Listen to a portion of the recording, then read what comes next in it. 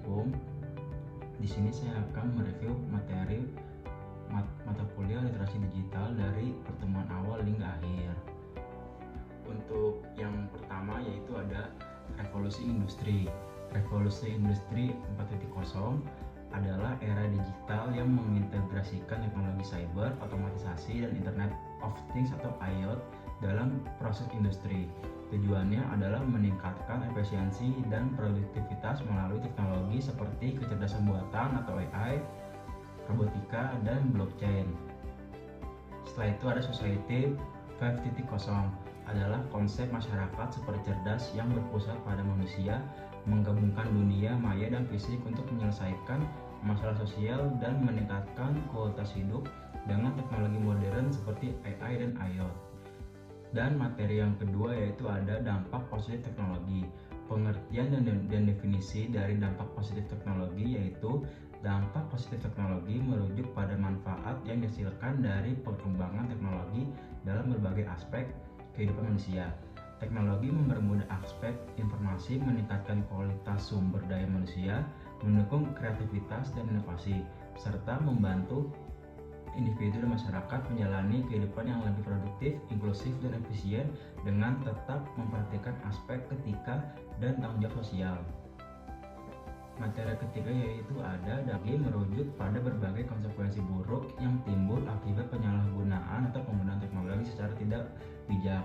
Hal ini meliputi masalah-masalah seperti pelanggaran hak cipta, kejahatan cyber, maraknya pornografi, perjudian, dan penipuan online, hingga penyebaran malware serta pencurian data pribadi. Dampak ini dapat mempengaruhi karakter, moral, keamanan data, hingga kesehatan mental pengguna. Oleh karena itu, penting untuk menyikapi dampak negatif teknologi dengan pendidikan, kesadaran, pengendalian privasi, pembatasan waktu, dan pengelolaan konten demi menjaga keseimbangan dalam penggunaannya. Materi keempat yaitu ada IoT dan Big Data. Internet of Things atau IoT adalah konsep di mana objek-objek tertentu memiliki kemampuan untuk mentransfer data melalui jaringan internet tanpa memerlukan interaksi manusia secara langsung. IoT memungkinkan benda-benda ini untuk mengumpulkan, menyimpan, memproses, dan mengirim data melalui jaringan teknologi. Pertama kali ini ditemukan oleh Kelvin Aston pada tahun 1999. Materi kelima yaitu ada Big Data.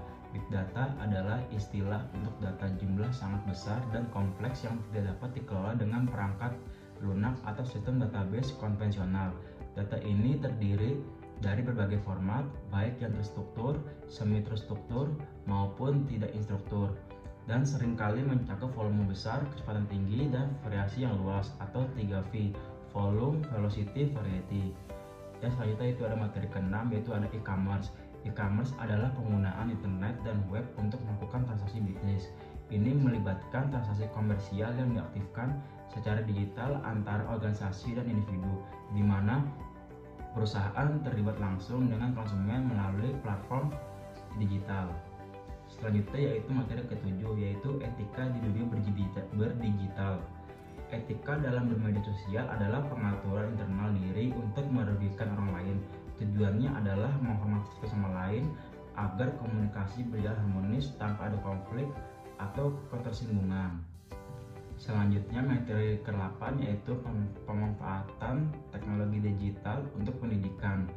Pemanfaatan internet secara bijak adalah menggunakan teknologi internet untuk mendukung produktivitas terutama dalam proses akademik seperti menyelesaikan tugas dan skripsi. Hal ini melibatkan penggunaan alat digital seperti Microsoft Office 365, Turnitin, Grammarly, SPSS, dan Mendeley untuk mempermudah penulisan, mengecek tata bahasa, menganalisis data, mengolah referensi, dan memastikan originalitas karya.